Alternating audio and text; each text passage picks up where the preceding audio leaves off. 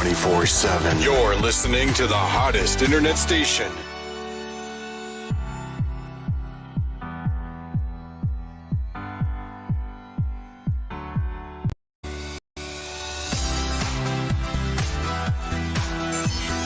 In your face, all over the place.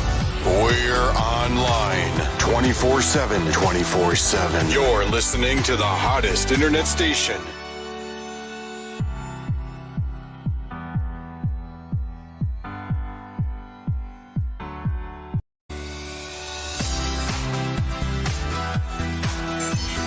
In your face, all over the place. We're online 24/7. 24/7. You're listening to the hottest internet station.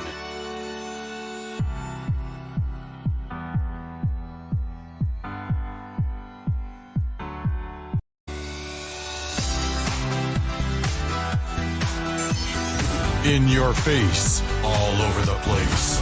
We're online 24/7. 24/7. You're listening to the hottest internet station.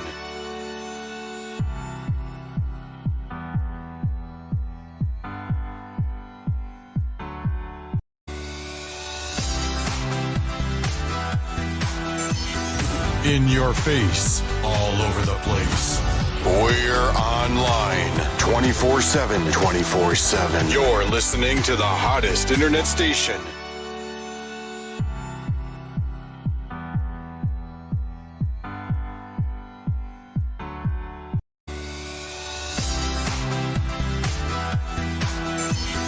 In your face, all over the place. We're online 24/7. 24/7. You're listening to the hottest internet station.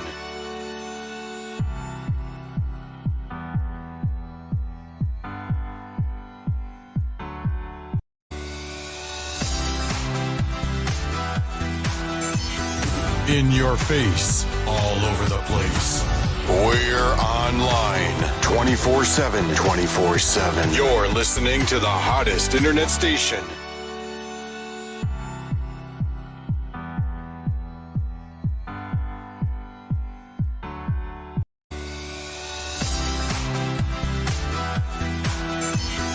In your face, all over the place.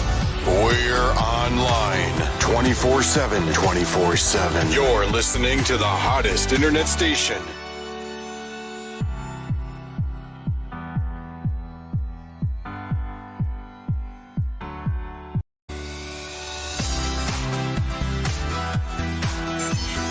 In your face, all over the place. We're online 24/7. 24/7. You're listening to the hottest internet station.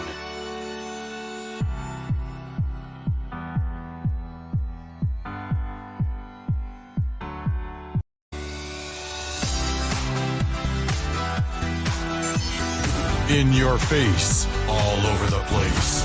We're online 24/7. 24/7. You're listening to the hottest internet station.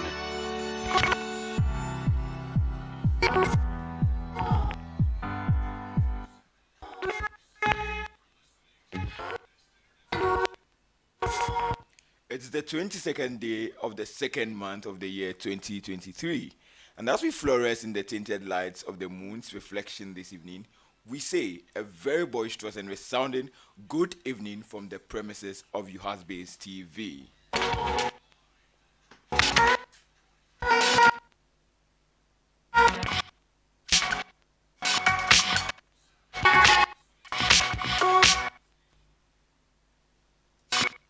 Welcome, Wezolo, Akwaba, to Campus Connect, the show that connects you with everything that's happening on your various campuses.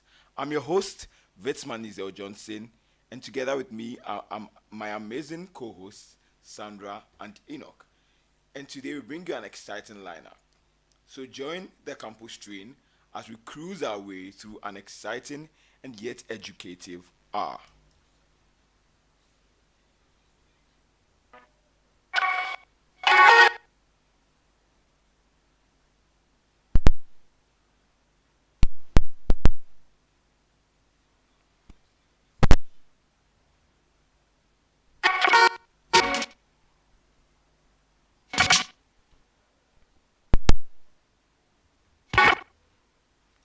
So let's kickstart today's show with midweek motivation.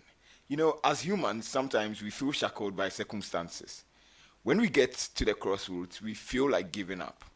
Particularly as students, after all the heat and stress, we feel just like reaching a stalemate and settling for less. But what if we are the change we need?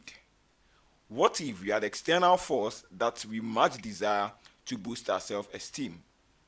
It starts with your mindset and your attitude.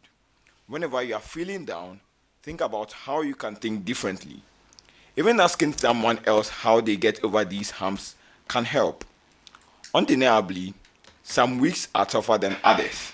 Yet, we hope this provided a little daily inspiration to get you through those tough times. Get yourself up and join our drive as we move on.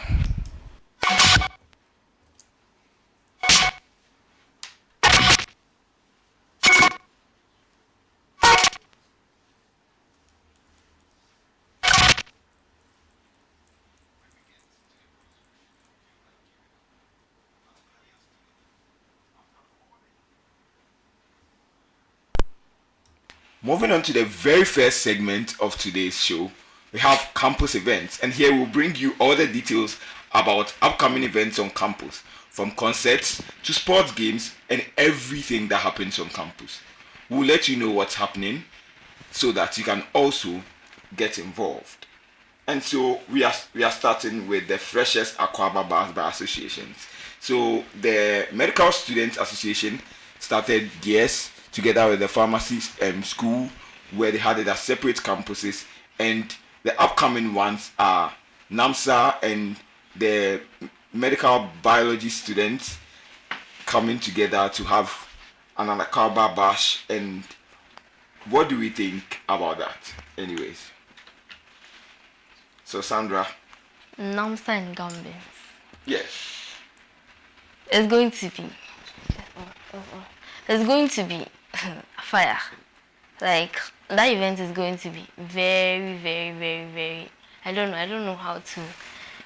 I don't know how to express the like. I'm quite anticipating a fire as well. Looking at how NAMSA programs have always added some form of spice to it, and I mean, Gambians are also such a fun like association to be with, and so such a collaboration. When I saw it, I was so marveled. I was like, wow, this is the place to be on campus.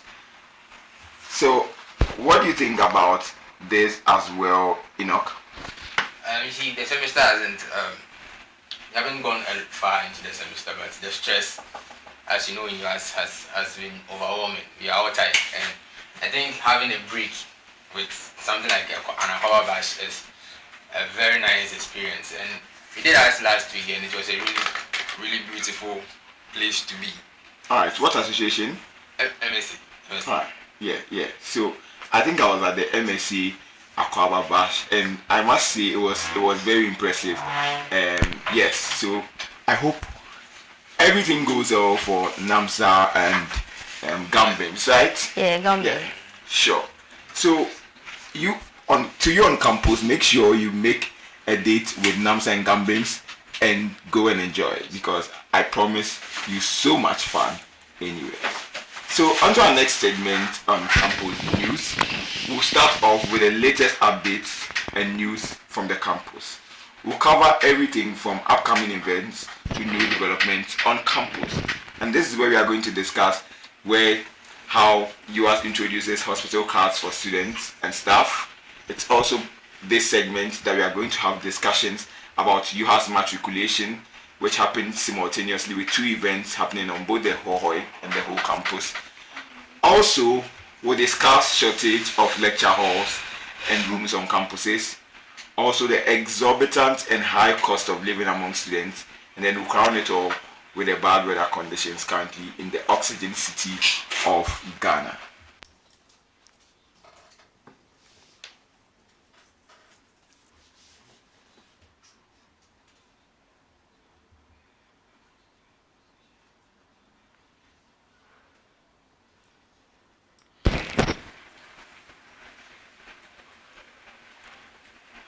Online. So moving on to our very first. 24/7. You're listening to the hottest internet station.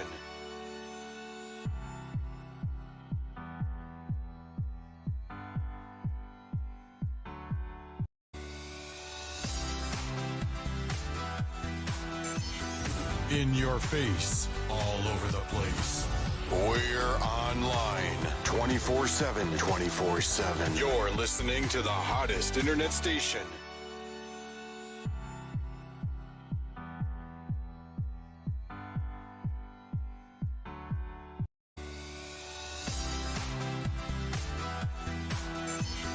In your face, all over the place. We're online 24/7. 24/7. You're listening to the hottest internet station.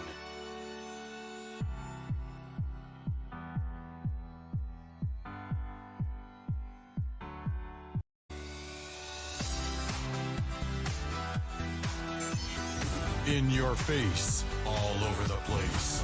We're online 24/7. 24/7. You're listening to the hottest internet station.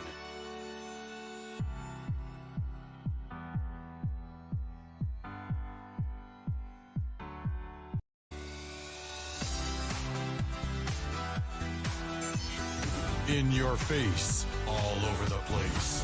We're online 24/7. 24/7. You're listening to the hottest internet station.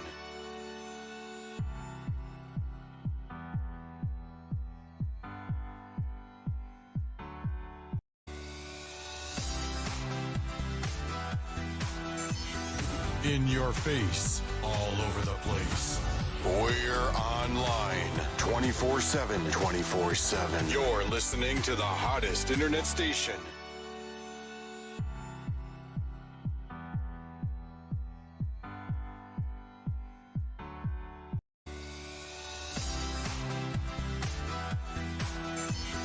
In your face, all over the place.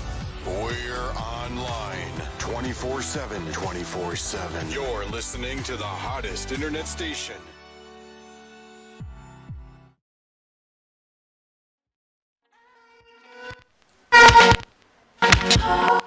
Moving on, campus news. So we'll start with the latest updates and news from the campus. We'll cover everything from upcoming events to new developments on campus. This is the segment where we are going to discuss how UAS has introduced hospital cards for staff and students. Also, we are going to discuss UAS matriculating students in 2 events simultaneously, shortage of lecture halls on campus, high cost of living among students, and crown it up with bad weather conditions currently in the oxygen city of Ghana.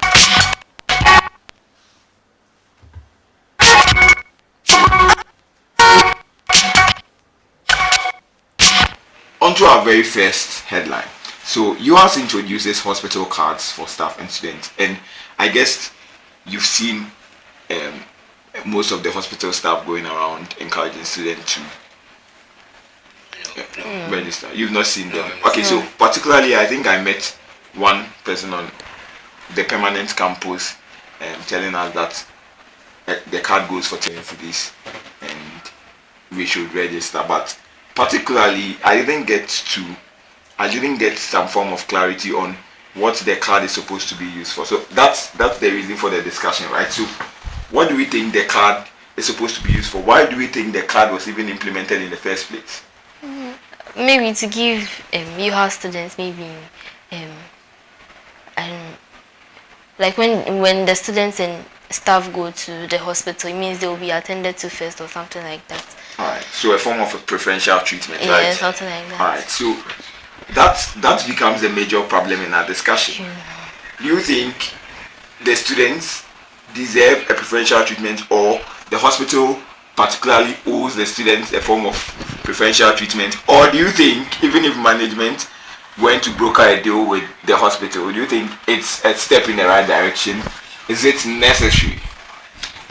Yeah, I really think it is. I once I remember I had to visit the hospital during an examination in the first semester, and I must say it wasn't a really good experience. I had to be in the queue for a very long time. When I came, they had already started the exam paper, but it wasn't 30 minutes in, so I was able to write anyways. And I think it's something that it's necessary. And as students, sometimes we have things to do that if we don't get an easy pass through the hospital, can delay us and prevent us from doing what we are supposed to do. So I think it's very important. Okay, so I get it from a student perspective where we want to jump queue all the time. But the problem is the people in the hospital as well, the other patients, don't they also have work that they are doing? Don't you think you jumping queue is a form of cheating against them? Or maybe it's an office for like just for the staff and students of UHAS to prevent chaos and arguments in the OPD or something like that. Otherwise, Okay, so is that a certainty in how this whole card issue is going to be rolled out, as in they designating someone to take care of students and then staff of yours, or it's just an assertion? Are we just asserting? Are we hoping that's what is supposed to be done? we hope. Okay, but we don't really have concrete evidence as to What is really going to be done. So from the patient's perspective, assuming you are not a student of yours and you see someone getting such preferential treatment, how would you feel? Very bad. Very Good. bad. In a typical Ghanaian society, nobody will actually take this. But I think that in bringing this card, the school has to put systems in place to ensure that the people that are informed first, or even if they are not informed, the students pass through another route that will make things easy for them. And that brings me to the second question I have. What are the prospects of this policy? What the short-term, long-term analysis? How do you see it being sustainable? Because we've seen a lot of flagship programs in this country especially, and 1 or 2 years they die off. As a university starting this with a public institution, that's the whole teaching hospital, can we envisage a very sustainable way of this whole hospital card playing out? Do we think it's going to be sustainable?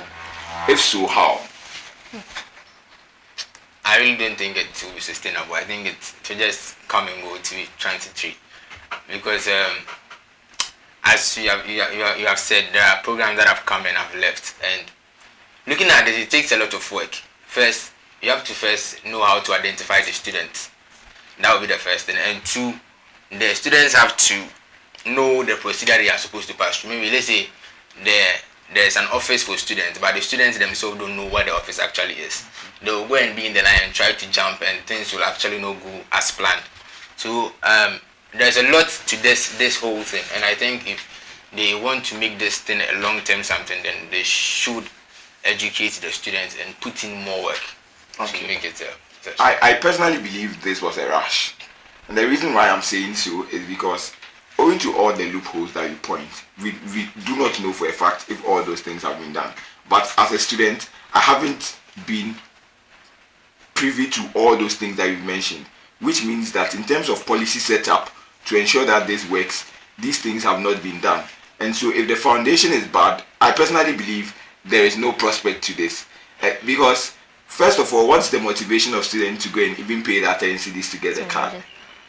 So those are some of the things that we have to be looking at as an institution that wants to bring such a flagship program.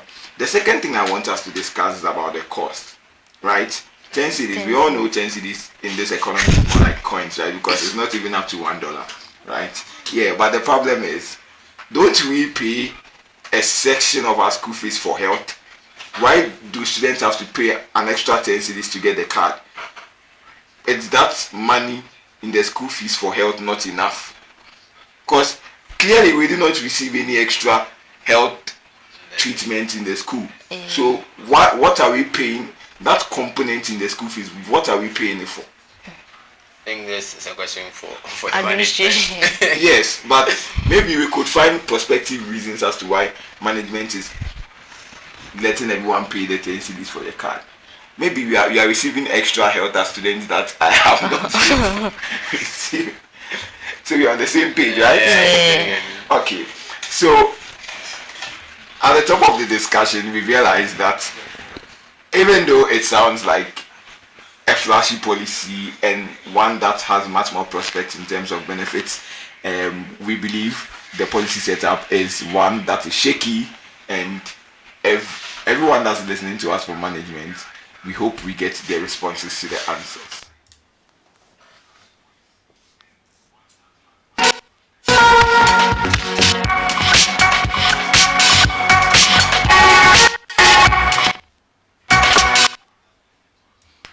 On to the second issue for the day. So you have matriculate students into events simultaneously. I think this is the very first time we are doing this, right? So separate matriculations on the whole campus and the Hawaii campus. So more of autonomy to matriculate their students, right? So I think I witnessed that of the whole campus, and it was okay looking at how the number was manageable, and then the city auditorium was not crowded as it used to be during previous matriculations. So I want us to discuss a few things about the matriculation. First of all, was it necessary? Yes. The split. Split. Was it necessary? Yeah, I think it was because the numbers are growing and then our auditorium can't contain everybody. Even the students on the whole campus, some of them had to sit outside. So I think it was very necessary to ease out things.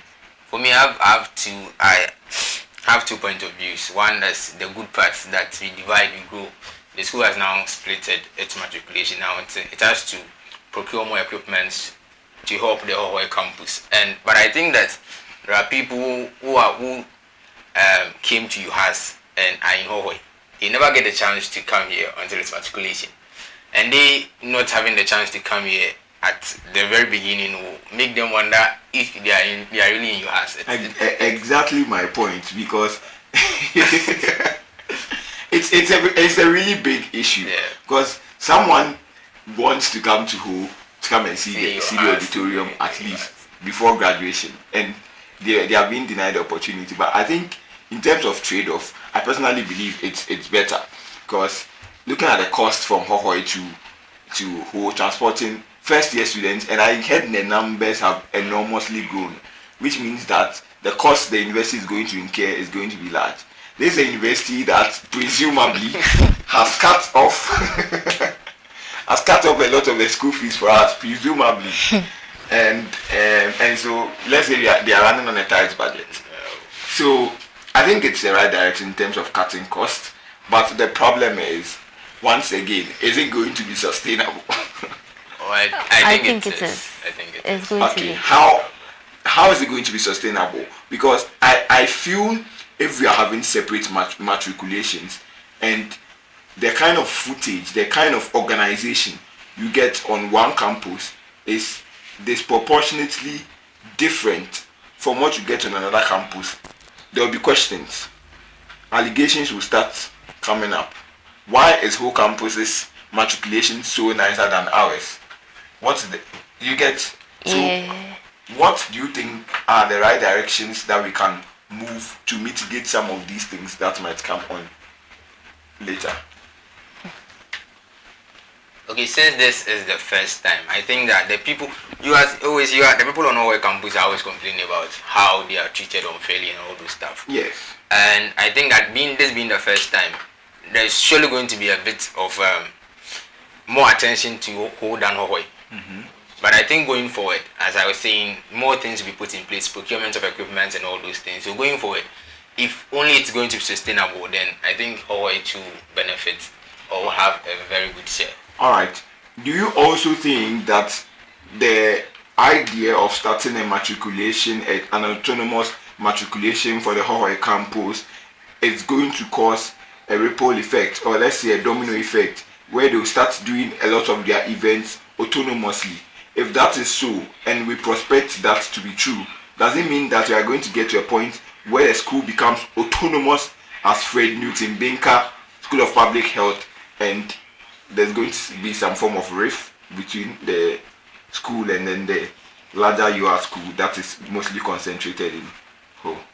Do you foresee something like that?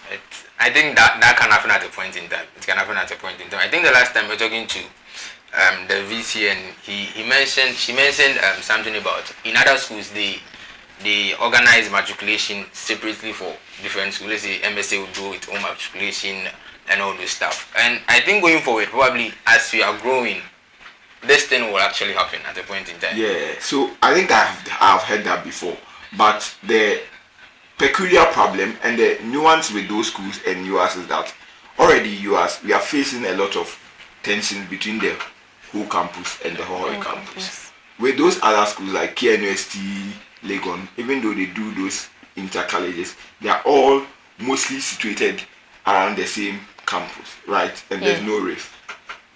So the discussion here is to say that looking at the existing tensions in US, are we going to get to a point where when we start doing these things like simultaneous, like autonomous matriculation, it will come to maybe autonomous graduation? You see the kind of ripple effect that it can create. Are we ready for such divisions, looking at how polarized the system already is? I don't know how the school is going to buttress this, but with this starting, I think it's going to affect. This ripple is actually going to happen at a point in time. I think the whole people, the whole people are separated from this part of the whole people, and doing a matriculation together was actually a way of bringing them close to the people here, allowing them to experience what home is and what you actually is like, because you are only the school that is separated from the rest of the school. I don't think you feel even well when you are there. Yeah. But when you come to see, oh, there is this auditorium, there is this school here, my friend here is here, and it brings that bond. And I think that I think the school should go back to its old way of doing matriculation together. So, Sandra, what do you think? I think this new system is better. He was saying the school should go back to the old way of doing the matriculation. I think that one wouldn't be helpful because like we do not have space. We do not have space, and then the numbers are growing. So we conveying all the students from Hohwe to this place, I don't know, it will be something else because the space is not enough. It will be something else. Okay, so I think... talking about space, there are universities that organize the matriculations outside. You have parks and things. We should actually, from my point of view, I think we can go back. And the transport is something that you can take care of. You have money. Yeah. You have money. Alright, so the reason why I brought this discussion on is because of precedents with schools like the University for Development Studies, right? And you've seen a lot of these tensions about Nyankpala campus saying, oh, we are not getting so much support from the main campus, from in Tamale, have WA also, all these issues. And they ended up separating. There are now 3 different universities on their own. So these things is something that has happened in the country that we live in, which means that there's a chance of it happening again. Yeah. And so if we've started these autonomous discussions and we've started doing things autonomously, there should be a prospective prediction that these things might happen. And if we do not want it to happen, let's find ways to mitigate it anyways. So yes, moving on to the shortage of lecture halls. And Enoch says we have money, right? Yeah, we have money. A university that has money, why do we lack lecture halls? And even not just lecture halls, lecture facilities, tables and chairs. What is the problem? I think it's poor plan on the side of management. Okay. You should know the number of your space and know the number of students to admit. I think I heard that some students in the pharmacy class do their classes at the UHAS basic school, look at the level 100. So I think you should know your space and how to bring people in. If you don't have the space, you don't admit people. You don't admit too many people, so that you don't face such circumstances. But if I'm supposed to interject, right? How do we get our money in the first place? Because you said we have money. How do we get our money?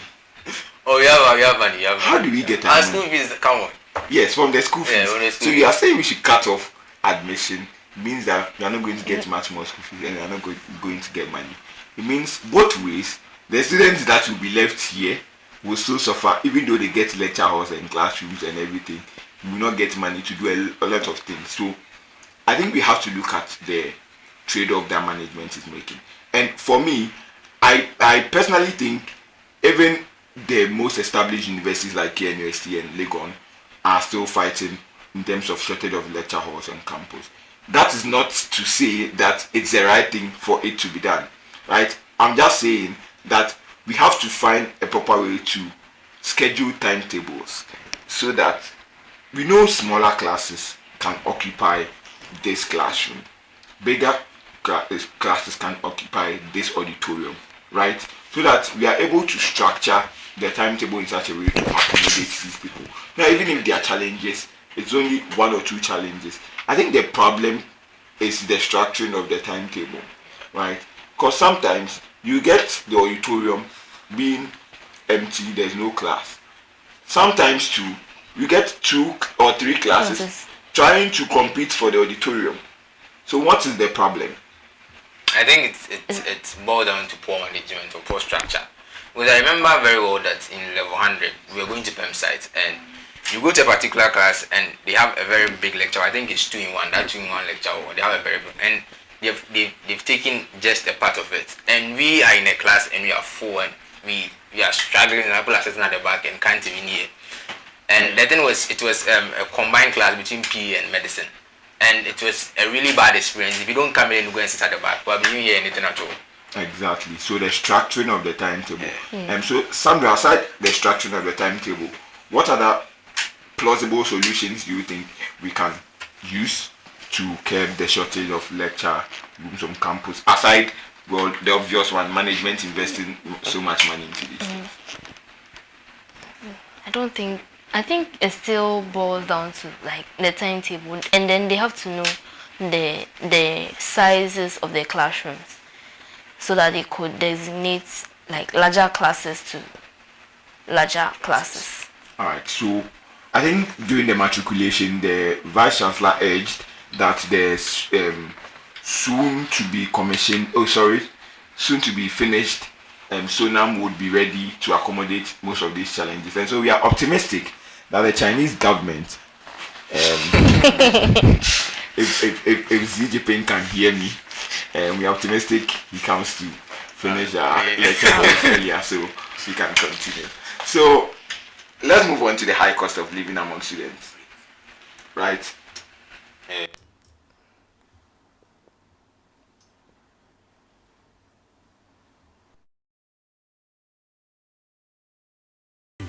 All over the place. We're online 24/7, 24/7. You're listening to the hottest internet station.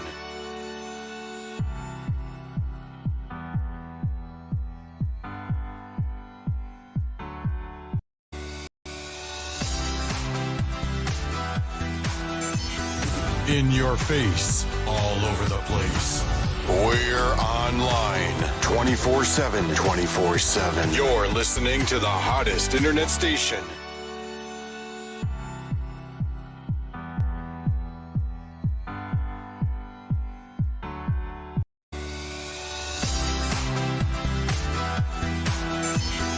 In your face, all over the place. We're online 24/7, 24/7. You're listening to the hottest internet station.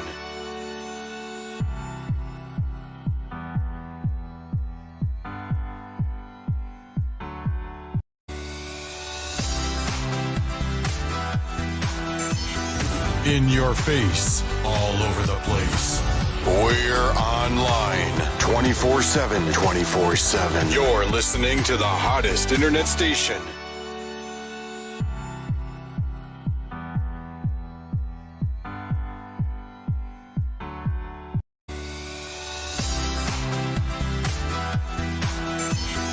In your face, all over the place. We're online 24/7, 24/7. You're listening to the hottest internet station.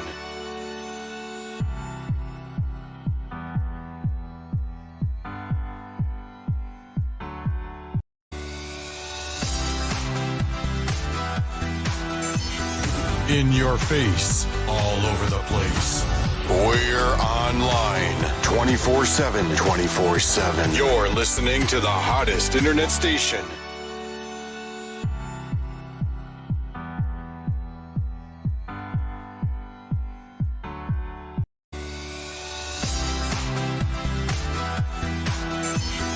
In your face, all over the place.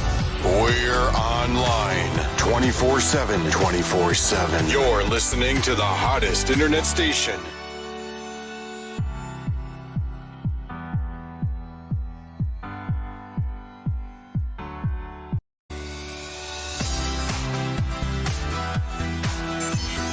In your face, all over the place. We're online 24/7. 24/7. You're listening to the hottest internet station.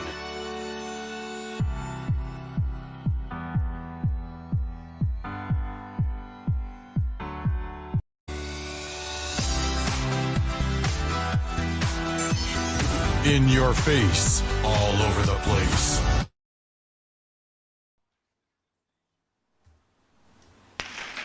Welcome back, and we have a bold and beautiful panelist joining us, replacing Sandra, to discuss the high cost of living among students. You're welcome.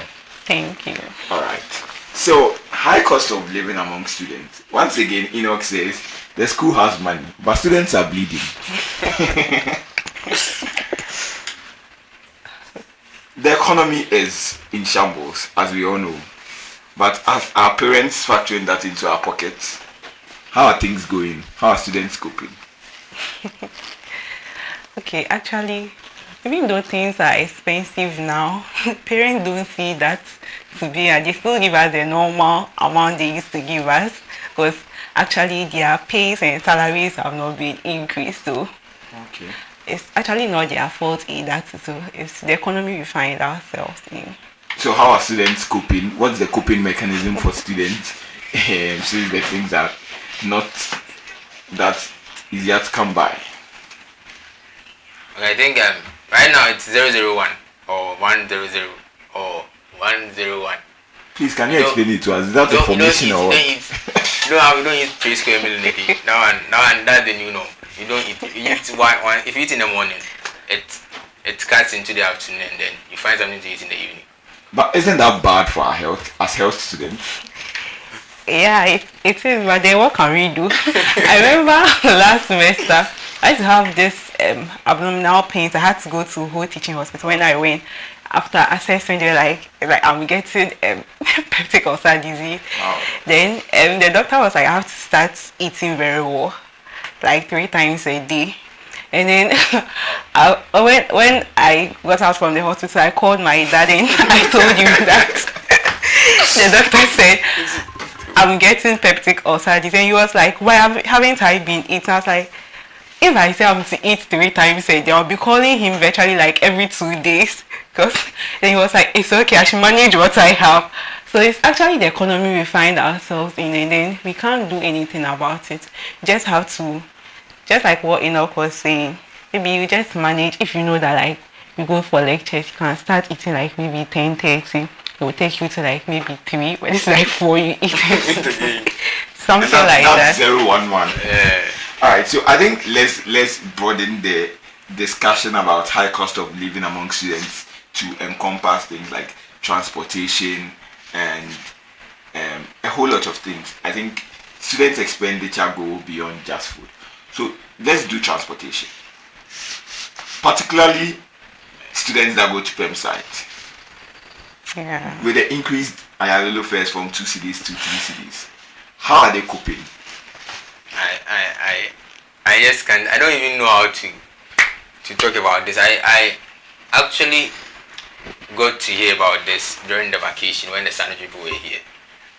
Before we went for the vacation, we were paying 2 cities, and now they are saying it's 3 cities. I remember very well the previous semester. You can if you decide to take 10 cities to PEM sites, your bus will be 4 cities because in and out, and then you can need the 6 cities to eat.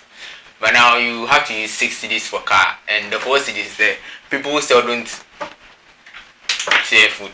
4 cities again. Yes. So which means that You can't use 10 cities to go to perm site. I don't know how the people who go to perm site are actually surviving. Yes, you are talking to me. It's actually So I don't know how they are surviving, because if it I just came from it's really hard to this place, and I think during the day I wasn't checking the amount of money I was spending. So when I just got here and I checked my pocket, I was holding 50 CDs.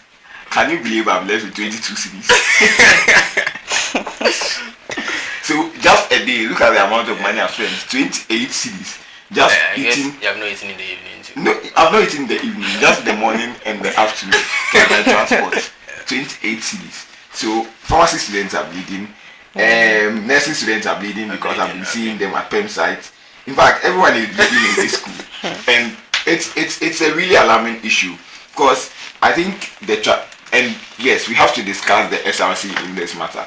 What is the transport committee of the SRC doing about this? Because for my piloting that I did, I think UDS are still using Ayalolo. I mean, they just even got into contact with Ayalolo for shuttling, and they are paying 2 CDs. And so why are we paying 3 CDs? We are in the same country, the same fuel prices. So what's the difference? We are all students, we don't have money. So why the difference? Mostly the excuse the drivers give is like our roads are very bad, and then you know that when you are going to perm sites, if you don't take the bus, that means that you should know that I'm sure if actually you didn't pick the bus, you'll be spending more than the 22 cities you are even talking about now.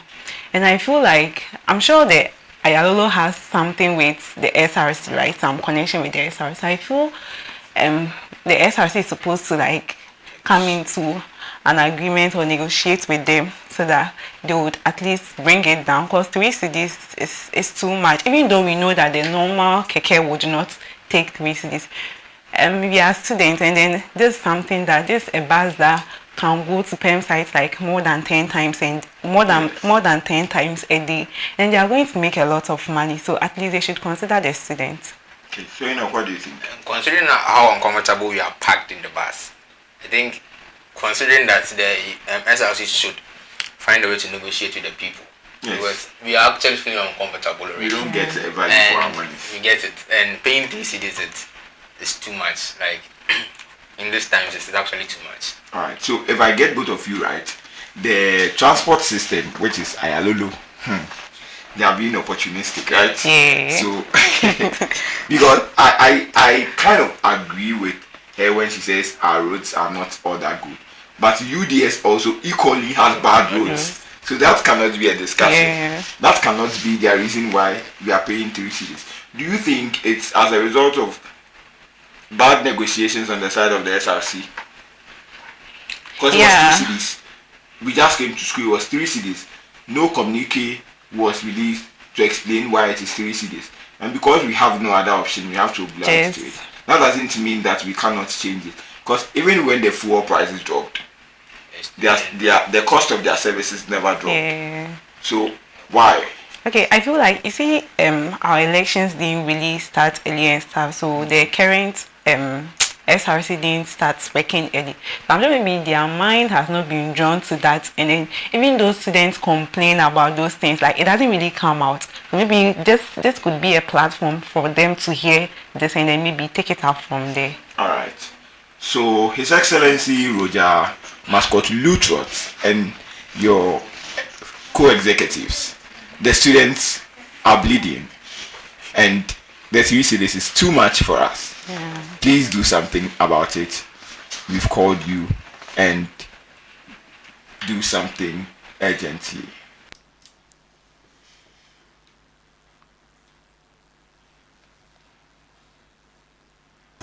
In your face, all over the place. We're online 24/7. 24/7. You're listening to the hottest internet station.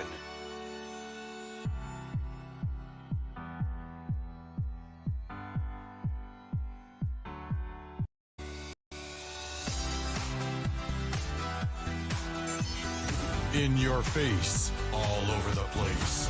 We're online 24/7. 24/7. You're listening to the hottest internet station.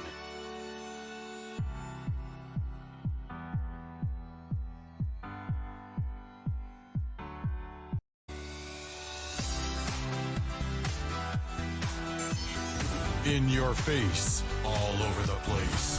We're online 24/7, 24/7. You're listening to the hottest internet station.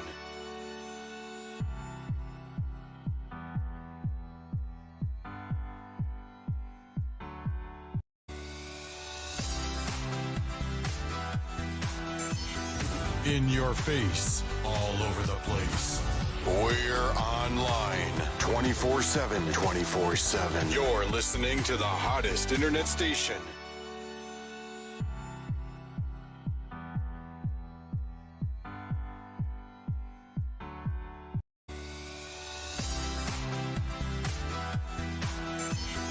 In your face, all over the place. We're online 24/7, 24/7. You're listening to the hottest internet station.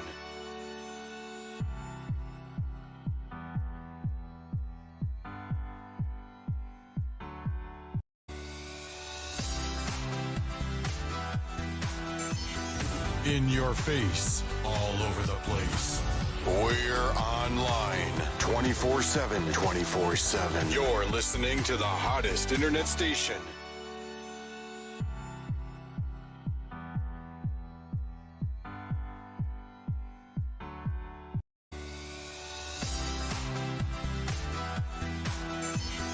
In your face, all over the place.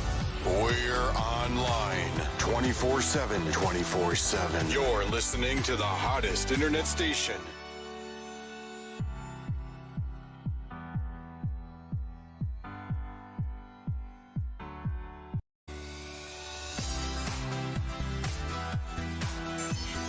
In your face, all over the place.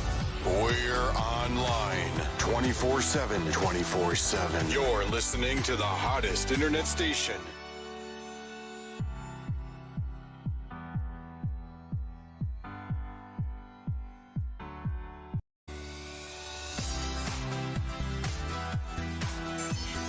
In your face, all over the place. We're online 24/7, 24/7. You're listening to the hottest internet station.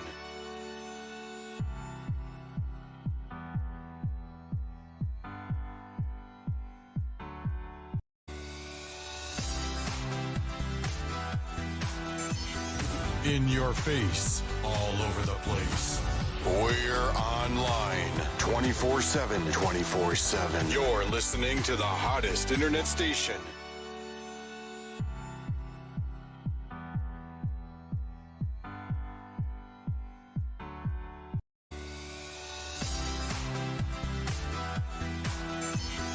In your face. Moving on, we'll be discussing the bad weather conditions currently over the country and particularly the oxygen city of Ghana whole. How has the weather been so far for us? Yeah, I actually think that it took us by surprise because at this point in the year, nobody was expecting how much can. I think I saw a joke that says because of the sin. They did during the Valentine's. Yes. I don't know where it's coming from, but we weren't expecting this at this point in time. And since it has come, we actually can't do anything about it, but to find ways to survive. We just have to go through it like that. All right. So particularly, I think I want us to discuss specific issues about the lecture and about the weather conditions. So if we are quite abreast with what's going on around campus and even nationwide, we saw the Environmental Protection Agency releasing some communique about how there's a lot of particulate matter in the air, and then we have to stay indoors, we have to be masking and all those stuff. I want us to discuss that in relationship with the students' life. You think it's time we reverted most of the classes to online sessions like how we did during COVID to make accommodation for the directives of the Environmental Protection Agency? Because from Monday to Friday as students we go for lectures, and that means we are exposing ourselves to a lot of these particulate matter. So we have a lot of people who are also vulnerable to things like dust and pollen who are students. So how do we cater for such people? Okay, yeah, I think going back to those online classes would also help in a way, because some classes or some programs are not lucky enough to get 3 days. So that means virtually they'll be going for lectures like from Monday to Friday. So yeah, from Monday to Friday. So I think the online classes would also help. All right. So, what's your view on that? I don't know if chickenpox and Hamatan they have something in common. Because I don't recently, know I about think that. people are getting it. Are really getting chickenpox in whole here, right? Yeah. I heard something about that, but I don't know the correlation. I don't know if it's related to it. Then if it's related, then probably we're going back to the rest of shit. Because me, for instance, I've not gotten chickenpox before, and as they say, if you haven't gotten it before, you are very prone to getting it. Prone to getting it. So I think going back will be okay. All right. Yeah. So the second issue on this same weather stuff is about sanitation on campus, right? Because things like particulate matter and all the dust, pollen, everything, like the dirt in the air, because the EPA says Ghana is the level of toxicity of our air is very, very high, and we surpass cities like even Delhi and Mumbai in India who are very, very polluted. So as students, what are the little things that we can do to ensure that our air in the oxygen city of Ghana, that's who is quite bearable for us to still go on with our normal activities? Okay, so I feel the best thing to do as students is, for instance, like when we are moving around campus, some people, when they are holding any wrap, they just drop it anywhere they get. But is it not because they cannot see waste bins around? Oh, that couldn't be an excuse, because if those waste bins are provided, they will be full, and then we'll get the issue of not getting people to come for the rubbish, and then it will create a whole mess on campus. So the best thing is you always go with school bags or something of that sort. So the best thing is just keep it in your bag. When you get to the hostel, then you just dispose it off. And to protect ourselves, especially those who use the PEM site route, I advise, like when they are going, they use their mask, because the dust there is very, it's too much. So yes, even in the rainy season, you'll be seeing dust on that, so quite surprising, right? So, Edmund, what do you think? Yeah, I think you should go back to masking up. Masking up, you should wear a nose mask.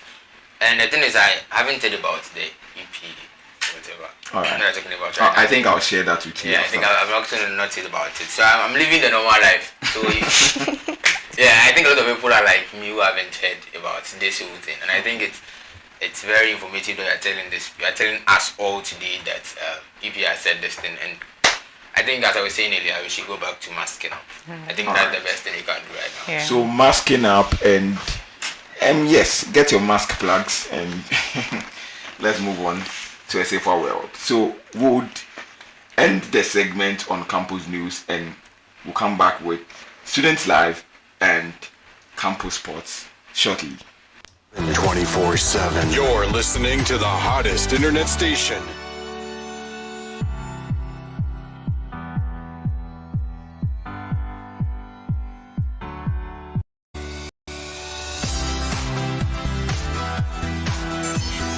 In your face, all over the place. We're online 24/7. 24/7. You're listening to the hottest internet station.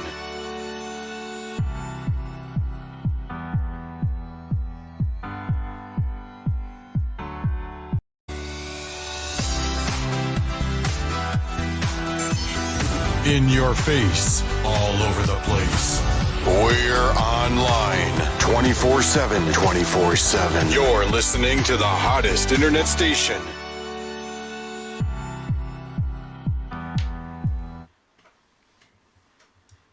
Welcome back, and we are at the segment of Students Live and Campus Sports. So let's kick start with Students Live. This is the segment that will focus on various aspects of the students' life. And today we have the average cost of accommodation, that's hostel accommodation and even outside campus accommodation. How are students coping?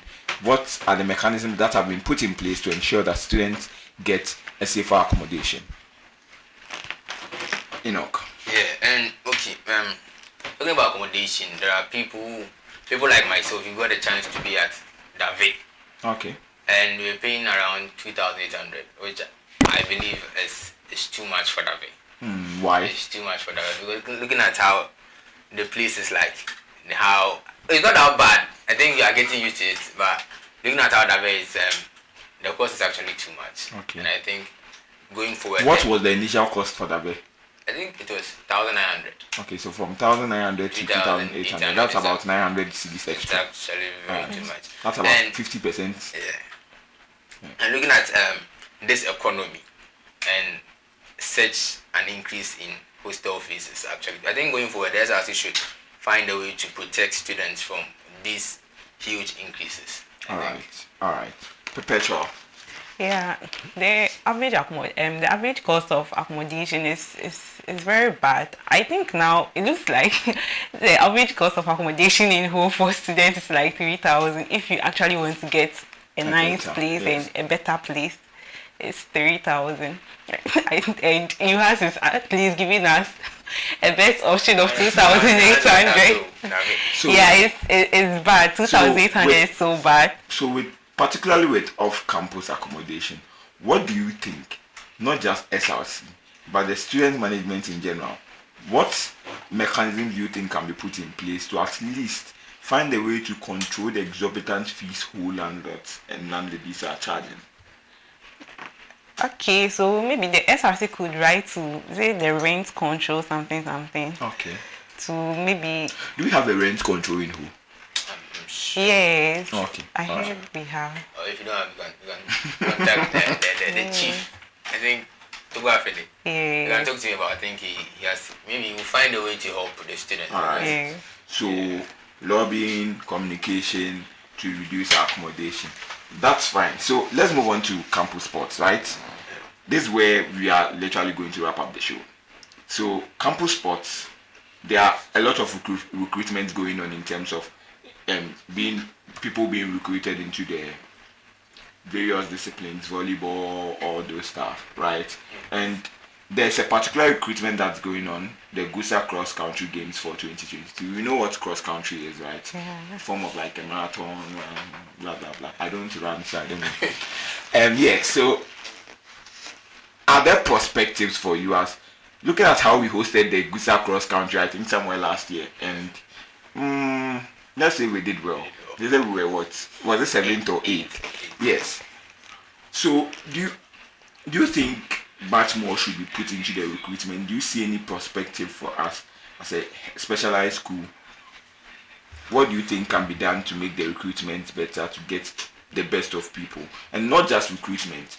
How do you make the team better to compete with others like KNUST and Legon and even UNE? Okay, so I'm not really good at sports though, but I know when it comes to those sports people, I know mostly if you motivate them, okay, they actually give out their best. Yes, that's one thing I know. And yes, and then providing them with the necessary things they need to train so that they could do well when they go out there. Yes. All right, so motivation and also equipping them to be better. Edmond, what do you think? I think it's all boiled down to communication. Okay. A lot of people are in the school are not aware of Gusa Cross Country. You're not aware that the school has any sports or whatever, like any football.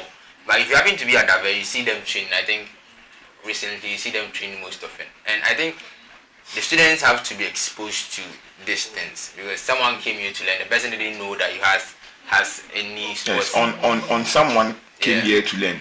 Do you think that the recruitment can go beyond things like scouting people specifically for those sports disciplines in the school? Isn't that also part of recruitment? Because if you look at the other universities, I think they open up even before admissions for people who are interested to come and they call it justify your inclusion or whatever, and they get admission solely to dedicate themselves to the sports of the university. Do you think it's the right direction for a school to consider that? Going forward, I think we should since we are becoming more involved in this type of sports. I think going forward we should. Yeah. You should All try right. and handle it. And So also, okay. during orientations, students have to be. There are people who came here to learn but have these talents with them. They can just run. It's part of. They are smart, but still they can run. So if you tell them, if you inform them that this and this are what's on campus, I think some people avail themselves and you actually get the best. Yeah. Okay, so motivation, equipping, scouting, blah blah blah.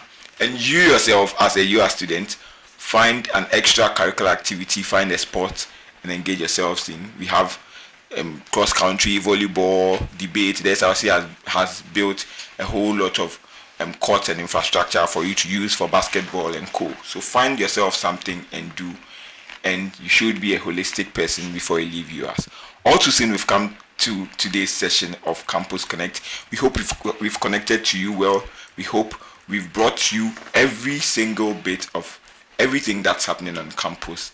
You can follow us live on US Based TV, on Twitter, and on all social media pages.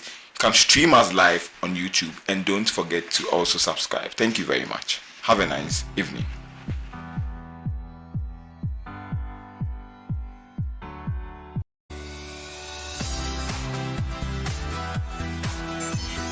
In your face, all over the place. We're online 24/7. 24/7. You're listening to the hottest internet station.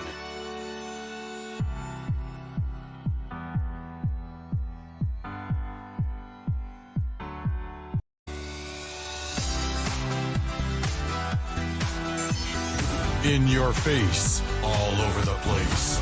We're online 24/7. 24/7. You're listening to the hottest internet station.